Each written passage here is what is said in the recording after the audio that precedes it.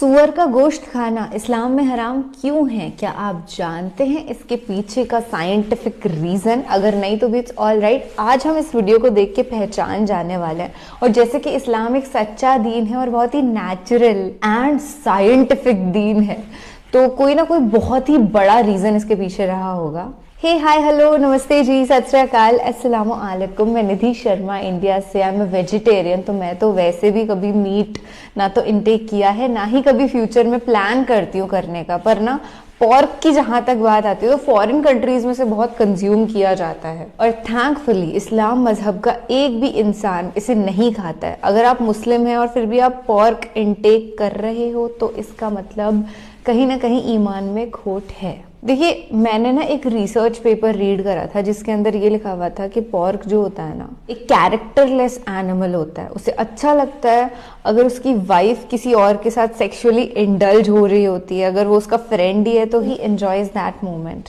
तो बहुत अजीब नहीं हो गया ये scenario?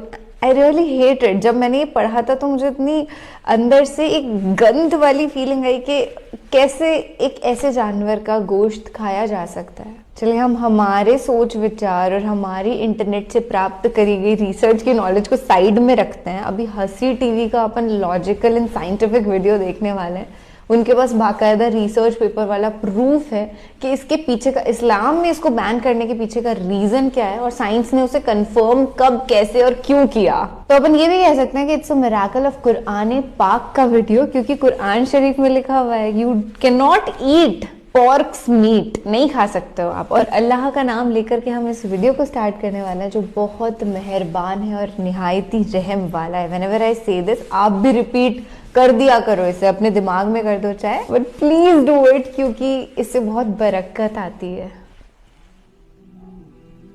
Oh, this is pork. बहुत सारे हम सब ये जानते हैं कि इस्लाम में सूअर का गोश्त खाने से मना फरमाया गया है, बिल्कुल, जिसके पीछे बहुत सी मसलतें पोशीदा हैं। मगर फिर भी बहुत से गैर मुस्लिमों और मुसलमानों के ज़हनों में अक्सर ये सवाल रहता है कि आखिर इस हुक्म के पीछे क्या मसलत पोशीदा है। दोस्तों, कुरान करीम में कम से कम 4 मकामात पर सूअर का गोश्त खाने से मना फरमाया गया है, 4 times। जिसके सबसे वाज़ेह अहकामात सूरह अल-माइदा में कुछ इस तरह से मौजूद हैं। तुम पर हराम किया गया मुर्दार, खून, सूअर का गोश्त और वो जानवर जो अल्लाह के सिवा किसी और नाम पर ज़िबा किया गया हो, जो गला घोट कर या चोट खाकर, बुलंदी से गिराकर या टक्कर खाकर मरा हो, जिसे किसी दरिंदे ने फाड़ा हो, सिवाय इसके जिसे तुमने जिंदा पाकर ज़िबा कर लिया, और वो जो किसी बुत पर ज़िबा किया गया हो। कुरान करीम के ये वाज़ेह अहकामात मुसलमानों को मुतमईन करने के लिए काफ़ी हैं कि सूअर का गोश्त हराम है। इसके साथ साथ इसके हराम होने का जिक्र कुरान करीम के अलावा बाइबल में भी मौजूद है, और इसमें भी सूअर का गोश्त खाने से वाज़ेह तौर पर मना किया गया है। बाइबल की किताब अखबार में कुछ इस तरह से दर्ज है, और सूअर को क्योंकि इसके पांव अलग और चरे हुए हैं पर वो जुगाली नहीं करता, वो भी तुम्हारे लिए नापाक है। तुम इनका गोश्त ना खाना, इनकी लाशों को ना छूना, वो तुम्हारे लिए नापाक है। इसके अलावा कुछ ऐसे ही अल्फाज अफ्तशना में कुछ इस तरह से बयान होते हैं, और सूअर तुम्हारे लिए इसलिए नापाक है कि इसके पांव तो चरे होते हैं पर वो जुगाली नहीं करता, तो तुम इसका गोश्त ना खाना और इनकी लाशों को हाथ ना लगाना। बिल्कुल इसी तरह के अहकामात अहदनामा की किताब यसिया के बाब नंबर 65 अशार नंबर 2 था 5 में भी आए हैं। दोस्तों, एक अल्लाह को मानने वाले मुसलमान इसके अहकामात को दिलो जान से तस्लीम करते हैं, मगर गैर मुस्लिमों और काफरों को सिर्फ अकली दलाइल, मंतक और साइंस के जरिए ही कायल किया जा सकता है। लिहाजा आइए चलते हैं सूअर के गोश्त पर होने वाली हालिया साइंसी दरियाफ्तों के नताइज पर, जो आज हमें ये बताती है कि सूअर का गोश्त खाने से कम 70 किस्म की बीमारियां लायक होती हैं।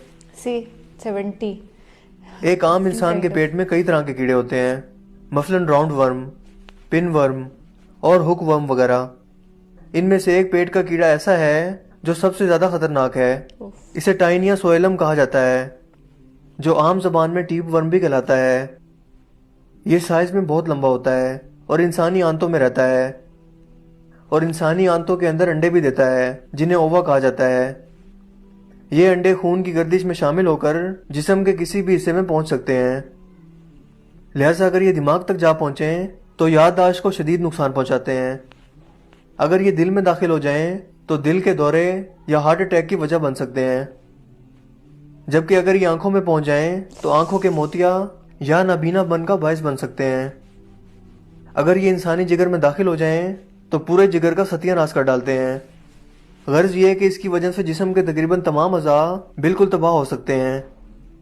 यही नुकसानदेह टीपवर्म सूअर के गोश्त में बहुत ज्यादा मिकदार में पाए जाते हैं, देखिए जो इंसानी जिस्म में दाखिल होकर किसी भी इंसानी अज़ा को नकारा कर सकते हैं। दोस्तों, बिल्कुल इसी तरह का एक और खतरनाक कीड़ा तफीलिया कहलाता है। यह भी सूअर के गोश्त में बहुत ज्यादा मिकदार में पाया जाता है और इंसानी जिस्म के लिए इंतहाई नुकसानदेह है। आमतौर पर लोगों में यह गलत फहमी पाई जाती है कि सूअर का गोश्त अगर अच्छी तरह से पका लिया जाए तो ज्यादा टेम्परेचर की वजह से इन कीड़ों के अंडे ज़ाया हो जाते हैं, मगर ऐसा नहीं है। अमेरिका में की गई एक हालिया तहकीक के मुताबिक इस तफीलिया या ट्राइक्यूरा कीड़े से मुतासिर 24 अफराद में से 20 अफराद ऐसे थे जिन्होंने सूअर का गोश्त खूब अच्छी तरह से पका कर खाया था, मगर इसके बावजूद भी उनके जिस्म में इन कीड़ों की मिकदार बहुत ज्यादा थी, जो ये जाहिर करता है कि सूअर के गोश्त में मौजूद अंडे खाना पकाने के आम दर्जा हरारत पर भी नहीं मरते। इसके अलावा सूअर के गोश्त में ऐसे अज़ा बहुत कम होते हैं जो मसल्स या पट्ठों की नशोनुमा के काम आते हैं। इसके बरक्स इसके जिस्म में फैट्स या चर्बी की बहुत ज़्यादा मिकदार मौजूद होती है। यह चर्बी खून की नालियों में जमा होती रहती है और आखिरकार शदीद ज़हनी दबाव, हाइपरटेंशन और दिल के दौरे की वजह बन सकती है। लिहाजा आपको ये जानकर हैरत नहीं होगी कि 50% से भी ज्यादा अमरीकियों को हाइपरटेंशन का मर्ज लायक है। दोस्तों, सूअर दुनिया के गलीज तरीन जानवरों में से एक है। ये गंदगी, गलाजत और फुजले पर गुजारा करता है, बिल्कुल, और यही इसकी पसंदीदा ग़िज़ा है। ऐसे देहात जहां टॉयलेट मौजूद नहीं होते, वहां लोग खुले मकामात पर जाकर रफ़े हाजत करते हैं। लोगों की ये गलाजतें सूअर ही साफ करते हैं। लिहाजा ऐसी खुराक खाने वाले जानवर का गोश्त भला कैसे पाक हो सकता है? Very true.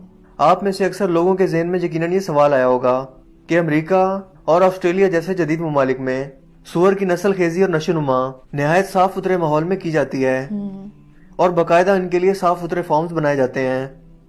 मगर हकीकत तो ये है कि इतने साफ सुथरे माहौल के बावजूद भी, एक ही बाड़े में होने के बावजूद, हर सूअर को दूसरे सूअर से अलग रखा जाता है। अच्छा। क्योंकि आप इन्हें साफ सुथरा रखने की जितनी भी कोशिश कर लें, ये जानवर अपनी फितरत ही में गलीज है और इसे अपने साथ वाले दूसरे जानवरों की गलाजत खाने में ही मजा आता है। ओहो। इस तमाम रुए जमीन पर सूअर सबसे ज्यादा बेशरम जानवर है। ये वो वाहिद जानवर है जो अपनी शरीक या मेट के साथ मिलाप के लिए अपने दोस्तों को दावत देता है। अमेरिका में बहुत से लोग सूअर का गोश्त खाते हैं। डांस और शराब की महफिलों के बाद वो अपनी बीवियां आपस में बदल लेते हैं। ओहो। यानी वो कहते हैं कि तुम मेरी बीवी के साथ सो जाओ और मैं तुम्हारी बीवी के साथ सो जाता हूँ, जो ये साबित करता है कि अगर आप सूअर का गोश्त खाएंगे तो आप भी सूअर ही की तरह बर्ताव करने लगेंगे। Very bad. दोस्तों, मुझे उम्मीद है कि आज की ये वीडियो आपके लिए काफ़ी इन्फॉर्मेटिव होगी और आपको पसंद आई होगी। अगर वीडियो आपको अच्छा लगा तो इस वीडियो को लाइक कीजिए और दोस्तों के साथ शेयर कीजिए। आप अपनी राय का इजहार कमेंट्स में भी कर सकते हैं। मेरा नाम है हसीब शफकत और आप देख रहे हैं हंसी टीवी। मैं मिलूंगा आपसे एक नई इंटरेस्टिंग वीडियो में। तब तक के लिए अपना बहुत सा ख्याल रखिएगा। Thanks for watching this video. अल्लाह हाफिज़। अल्लाह हाफिज़। थैंक यू सो मच भाई साहब, इतनी अच्छी इन्फॉर्मेशन पूरी दुनिया तक पहुंचाने के लिए। देखिए, मैंने कहा था ना, ये जानवर वाकई बहुत ही ज़्यादा बेशरम और गंदगी पसंद होता है। आप कभी भी कोई नाला देखेंगे ना, जो आउटर एरियाज़ के अंदर बना हुआ होता है, जहाँ पे हद से ज़्यादा वाली गंदगी होती है, वहाँ पे ऐसा होता ही नहीं है कि सूअर ना मिले। और उस गंदगी के अंदर ही लौटना और गलत हरकतें, जैसे कि उन्होंने बताया ना, कैसे वो इंजॉय करता है अपनी मेट को किसी और के साथ सेक्सुअल प्लेजर्स पूरे करते हुए देख के उसे मजा आता है। वही वो सिर्फ और सिर्फ गंदगी पसंदीदा जानवर है, जिसे देख के कभी कभी भी ऐसे नहीं होता कि आप किसी सूअर को देखें जो गंदगी में लोट पोट हो रहा है, जो गंदी हरकतें कर रहा है, और आपको उस पर प्यार आ जाए कि अरे बड़ा प्यारा जानवर है, तो बड़ा सुंदर सा लग रहा है। उसकी फितरत ही में है ऐसी गंद मचाना। तो प्लीज, अगर आपने कभी पॉर्क खा भी लिया है तो इट्स ऑल राइट, कोई बात नहीं। अल्लाह ने बहुत बड़े बड़े गुनहगारों को माफ किया है, आपको भी माफ कर देगा, इट्स ऑल राइट। पर ये वीडियो देखने के बाद एटलीस्ट कभी भी कोई भी इंसान पॉर्क तो ना ही खाए। मेरी तो पूरी फैमिली वेजिटेरियन है, तो ये पैगाम मैं अपने बहुत सारे मेरे नॉनवेज फ्रेंड्स हैं उन तक पहुंचाऊंगी, क्योंकि आमतौर पर ऐसा होता है कि जो नॉन मुस्लिम्स हैं और जो नॉन वेजिटेरियंस हैं उन्हें पता नहीं होता ये लॉजिक का, but I guess this world needs to know it, and each and every human being, जितने भी इंसान अलाइव हैं वो इस फैक्ट को समझें, अपनी जिंदगी में अपनाएं और पोर्क को पूरी तरीके से ना छोड़ दें, एकदम बैन ही कर दो पोर्क को। आजकल तो ये भी सुनने में आया है कि जो आप पैकेट पैक्ड आटा लेकर के आते हैं और बहुत सारी पैकेट पैक्ड जो चीजें आती है ना उसके अंदर पोर्क की मीट डाल देते हैं। और ये मैं कोई हवाई बात नहीं कर रही, लिटरली ऐसे एनालिसिस एंड रिसर्च पेपर्स हैं, तो आप चेक कर सकते हैं इंटरनेट पे और आप ट्राई कर सकते हैं कि जो पैकेज्ड फूड है आप उन्हें छोड़ें, क्योंकि मैं सच में अपनी ज़िंदगी में कुछ वक्त से मैंने बिल्कुल पैक्ड फूड बिल्कुल ख़त्म कर दिया है खाना, क्योंकि वो उतने पौष्टिक भी नहीं होते,